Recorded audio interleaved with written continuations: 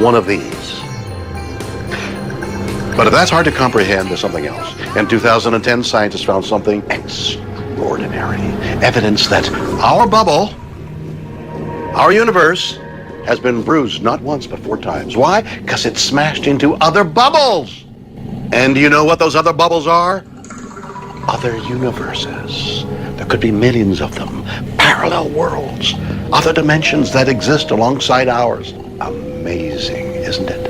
Let's think about this. If it's true, that means there could be people or something like us floating around inside them. Isn't that a little scary? Could we, in the distant future, bump into something or someone from a neighboring dimension? Well, I've got news for you. It's happening right now. Yep. It's a weird world. What the fuck? And I love it.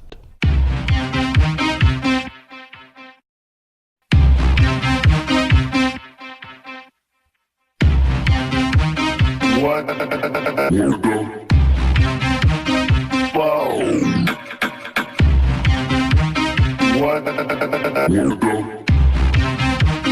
What the fuck?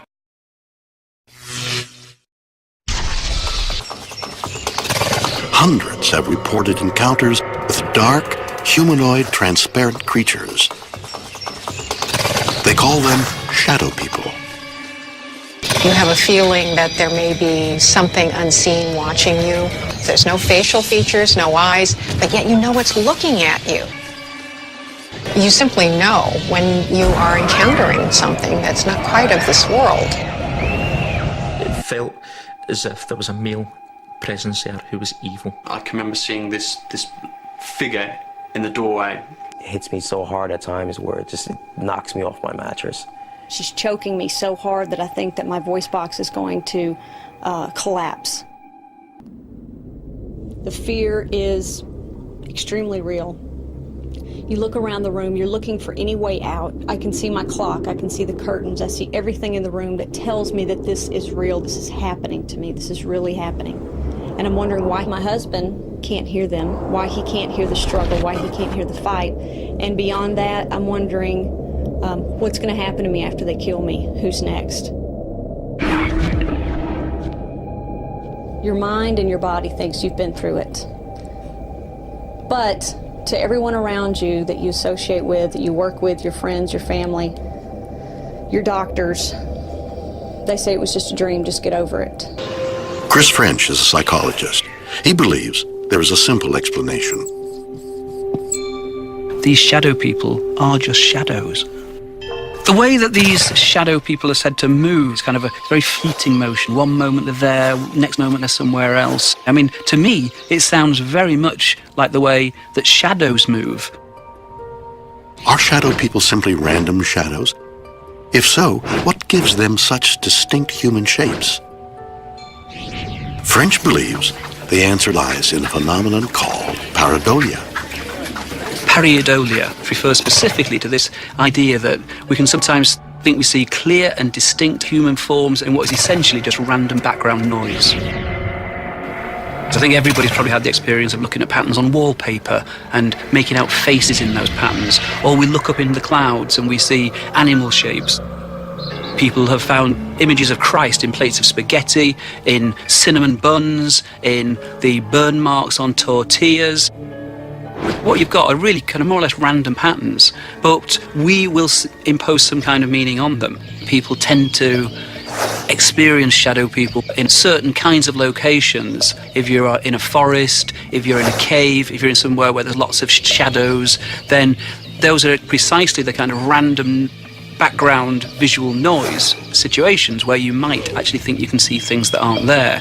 And there's probably also the fact that in certain kinds of environments there are reasons why we might actually feel on edge. So for example, if you went into a cave and there's a very, very high ceiling in the cave, then again that will tend to make us feel slightly on edge because we don't know what's up there, what might be about to jump on us.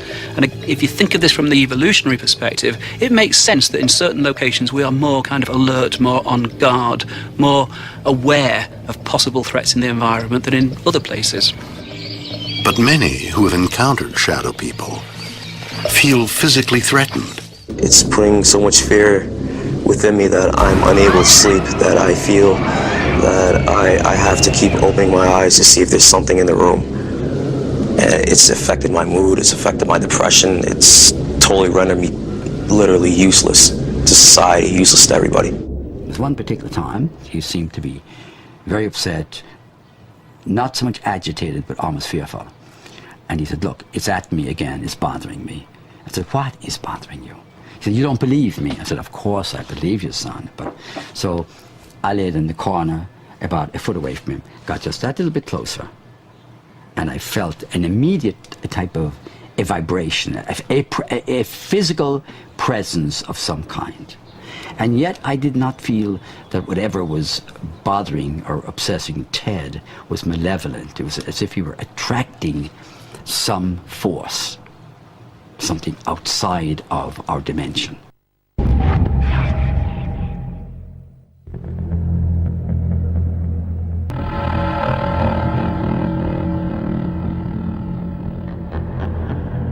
I think he's possessed because when he's awake, he's not violent.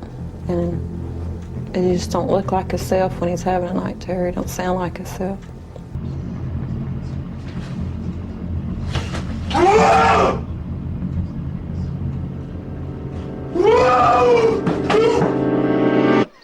I think one of the reasons that people often perceive these things as being something potentially threatening is because that's the way we've evolved. In terms of our evolutionary history, then it makes sense that we have cognitive systems that are very much tuned to picking up on possible threats in the environment. I can't recall none of it. It's like I go to sleep, I wake up, and I don't know what I did, what made me do what I was doing. It's just, I feel like she said, possessed. I feel like something jumped in my body and made me just go crazy. Are our survival instincts tricking us into believing a shadow is a terrifying and real creature? It's an extremely common phenomenon for perfectly sane people to sometimes see things that aren't actually there.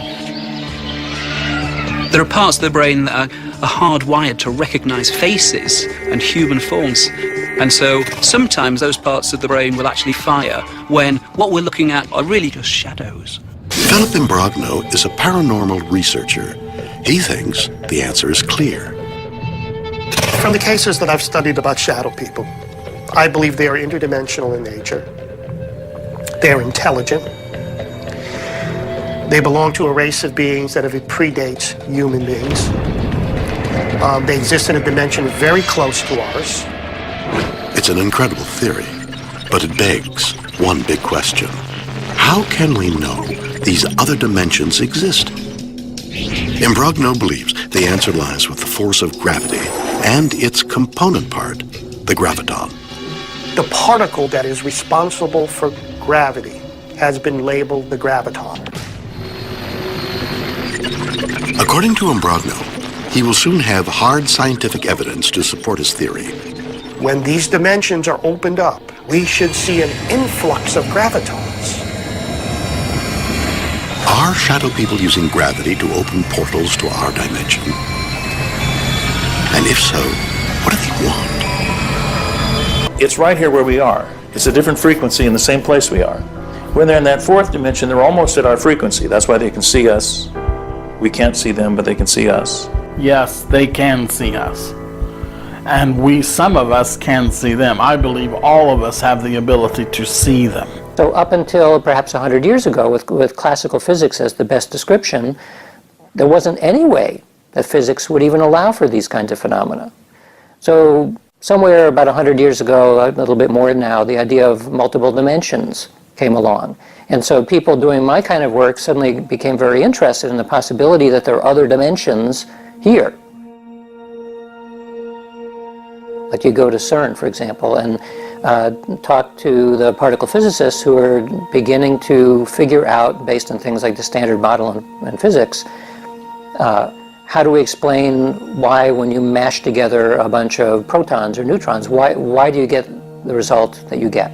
Well, there's a bunch of particles.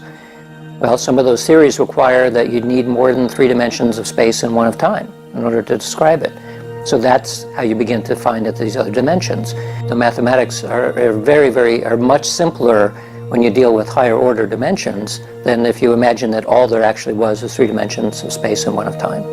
So that's where the comfort comes from in physics, that the mathematics say, well, there ought to be 11 dimensions, because then everything kind of works really nice, and that allows you to predict that if you take certain hunks of matter and you mash them together, that the behavior of that should look a certain way with 11 dimensions, but it would look very different with 3. And physics says we have 7 levels in string theory and 1 more level in M theory for a total of 11 dimensions. Those 8 extra dimensions which we have not discerned are the dark energy, the 96% of the universe that we cannot yet even detect. But we know mathematically that it's there from our astronomy. We know that the dark energy and the dark matter exist and make up 96% of the universe, which we don't yet see. There's a lot of room for a lot of afterlife and a lot of different levels out there. But the materialist scientists who only want 3D, they won't look at it. They won't even, they say, no, it's a bunch of baloney. They don't even look. They just say, no good, impossible, I'm not even going to look at it. Well, how do they know it's impossible? They see 4% of the universe and the rest of it's impossible. But that's ridiculous. We have to remember that it's not in our 4%. We can't know it all yet. But we're now at a point where we are making beachheads on a new territory, those other dimensions. I think when you're a scientist working on the edge of the known, if you really require certainty to feel comfortable, you're in the wrong business. Because most of the time you begin to recognize when you're studying over the edge of what is known, nobody knows what's going on. For me, that's exciting. And so I don't mind that we don't understand it. The challenge is, how do we become clever enough to be able to study that unknown space and begin to understand it? The quarks and the gluons, which make up our atoms. Our string theory is that they're made up of a vibration, and you think about a vibration without a string vibrating. Now you have what quarks and gluons are made out of, a thought, a vibratory thought. And that's consciousness. And that's what makes the whole universe. Well, if consciousness comes first, then this whole idea that the neurosurgeons are using, that the brain, the wet brain creates the thought, is bullshit. Science does not have an explanation yet. I mean, when we think about what does it mean to have an explanation, in science what that typically means is we want a causal explanation. We want to know that this interacts with that and that interacts with this, and we have a causal sequence that explains how things work. So from that perspective, we have no idea. We don't know how psychic abilities work. But we also don't know how consciousness works. We don't have any explanations for that either. We're still very young creatures, and science is too new. So I think about other planets out there that may be 1 billion years ahead of us. They probably know a little bit more than we do, if there are people who are scientists there. And they would look back at us, what we're trying to do now, and saying, these creatures don't have any idea what's going on. I mean, most of the really fundamental questions that we would have about life and us and the planet and universe and all that stuff, which are all very interesting questions, we have some answers, but it's just barely begun. And all scientists learn very quickly that there are certain things you don't talk about. You don't push against the social environment in science, because if you do, you won't have a job. You won't be able to do what you want to do. So this is no different than in politics or on any other domain of human affairs. So we learn that there are certain things you talk about and certain things you don't. I know when I say I'm a medium that all the other scientists look at me like, he's not a scientist, he's a nut. But it's okay, I'm retired, who cares? I don't care anymore. Okay? They still have their career, they're still worried about everyone else thinking they're crazy, you know. So they are careful about saying things, and I understand that. But more of them should have a little more courage and say, I don't know everything. I'm going to look. Instead of saying it's impossible, they should look. And I believe in physics, and I'm a naval architect, I've designed many ships, and I know all about how to use physics in our 3D to make things work. But I also know that that's just a limited little corner of the world, and that the huge universe out here besides that, and this huge universe we don't know anything about. And I can stand up there, even if the guys who want to hide in the 4% little corner want to laugh at me, let them. They're the fools. I'm not the fool. I realize we don't know. Most scientists tend to be pretty smart, and the smarter you are, the easier it is to fall in love with a theory. And the theories are explanations. They make us feel comfortable in the world. So if you spend your entire adult life learning about a certain description of the way that the world works, you become comfortable with that. And after a while, you begin to see the world in those terms. I happen to have a lot of friends who are theorists who can only see the world through their theory. We use it false evidence appearing real, F-E-A-R. False evidence appearing to be real. That's what fear is. It's not real. It's not real at all. Fears are based on nothing. Are we facing an invasion of beings from a neighboring dimension? Should we be afraid? Very afraid? Or are they nothing but a trick of light? Are shadow people from other dimensions already amongst us? It seems to me that the main objective of the shadow person visit is to learn about us as much as they can. Usually, the prelude to an invasion is going and getting intelligence before you make your move. Some people believe this is what's being done.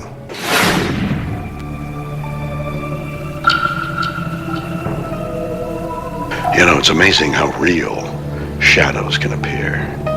But could something like this be a terrifying shadow creature from another dimension that's come to pay us a visit?